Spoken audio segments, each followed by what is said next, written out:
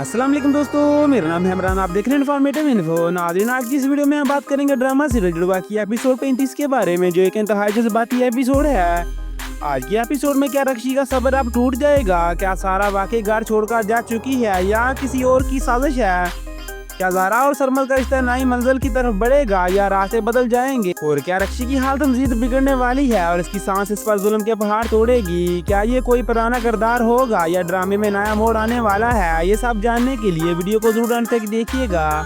Video शुरू करने से पहले हमारे चैनल को सब्सक्राइब कर दें, साथ ही बेल आइकन को दबाएं ताकि आने वाली हर वीडियो आप तक पहुंच सके। नाज़रीन, आज की एपिसोड का आगाज़ एक जज्बाती लम्हे से होता है। रक्षी की रुखसती की रस्म हो रही होती है। खुशी और गम के मिले जुले जज्बात हर चेहरे पर नुमाया है।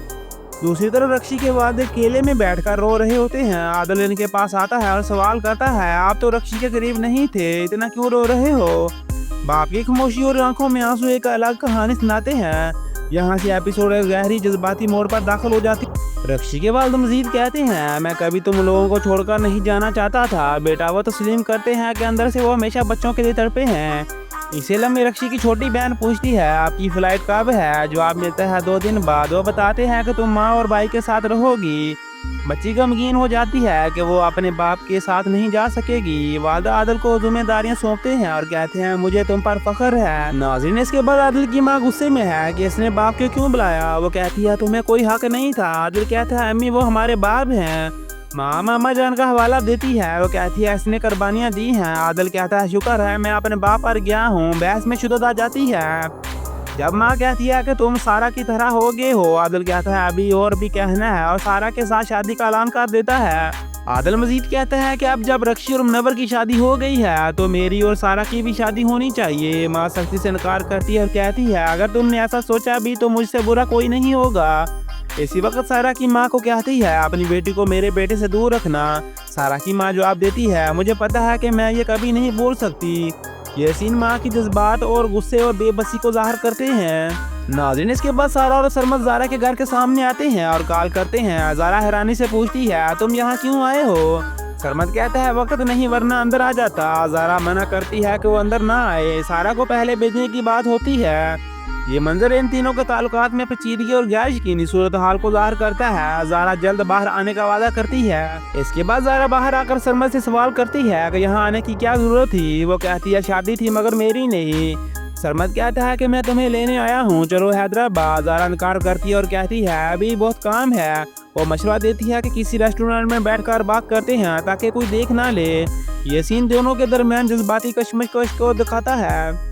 नाज़रीन, इसी तरह नाज़ी और इसकी माँ ज़ारा को सरमद के साथ देख लेती हैं। नाज़ी अपनी माँ को बताती हैं कि वो मामू को तला देगी। माँ इसे रोकती है लेकिन नाज़ी जिद पर आ जाती है और माँ से कहती है, तुम जज्बाती हो रही हो, तुम्हें वही करना होगा जो मैं कहूँगी। यहाँ एक नया प्लान बनता है जो आगे कहानी में हंगामा बर्पा करेगा। इसके बाद सारा के वालिदैन शादी की तैयारियों पर बात कर रहे होते हैं। सारा के वालिद कहते हैं कि आदिल ने बाप को बुलाकर गलत किया है। सारा की माँ कहती है, अगर आपके बाप जिंदा होता तो आप भी बर्दाश्त ना करते। वालिद कहते हैं, मेरे वालिद ने कभी हमें घर से नहीं निकाला, लेकिन इस आदमी ने मेरी बहन को आधी रात को बेदखल किया। इन अल्फाज में कुर्तबा तलखी और पुरानी यादें झलकती हैं। नाज़रीन, इसके बाद सारा जब अपने घर वापस आती है, हर तरफ शादी का माहौल है। वो खुशी से सजावट देख रही होती है। इसका वालिद आता है और नरम लहजे में कहता है, बेटा तुमने आज बहुत बड़ा काम किया है। सारा हैरान होती है क्यों ना कि इसे मालूम नहीं होता कि असल काम ज़ारा ने किया है। वालिद के बदलते रवैये से वो पुरजोश हो जाती है, मगर सच्चाई अभी छुपी होती है। वालिद सारा को अपनी कुर्बत का एहसास दिलाते हैं और कहते हैं, तुमने आज मेरे दिल को जीत लिया है। वो तराफ करते हैं कि आज इन्हें महसूस हुआ कि इनके बाद घर को संभालने वाला कोई है। वो सारा की सलाहियतों और समझदारी की तारीफ करते हैं। सारा खुश होती है कि वालिद इसे इज्जत दे रहे हैं। एक जज्बाती बाप बेटी का लम्हा सामने आता है। इसके बाद सरमद और ज़ारा के दरमियान मुकालमा होता है। सरमद कहता है कि ज़ारा ने इसे पागल लड़की के साथ छोड़ दिया है। ज़ारा कहती है, वो लड़की पागल नहीं है, मजबूर है। वो कहती है कि वो मौत की दुआएं मांगती है। ज़ारा की हमदर्दी और सरमद का गुस्सा दोनों किरदारों की शिद्दत को ज़ाहिर करता है। ज़ारा कहती है, मैं इसके लिए कुछ भी करने को तैयार हूँ। नाज़रीन, दूसरी तरफ रक्षी दुल्हन बनी दूल्हे का इंतजार कर रही होती है। मुनव्वर दोस्त के साथ गया होता है। वो ना आता है ना फोन उठाता है। माँ फोन करती है तो वो फोन उठाता है और कहता है, बस मैं आ रहा हूँ। माँ नाराजगी का इजहार करती है कि दुल्हन को अकेला छोड़कर गया हुआ है। रक्षी परेशान हो जाती है, खौफ का साया छा जाता है। اس کے بعد منور کی ماں رکشی سے کہتی ہے اپنے زیورات اتار کر مجھے دے دو، اگر منور کے ہاتھ لگ کے تو مجھے مت کہنا۔ رکشی خوفزدہ ہو جاتی ہے، وہ اپنی والدہ کو فون کرتی ہے لیکن فون نہیں اٹھاتی۔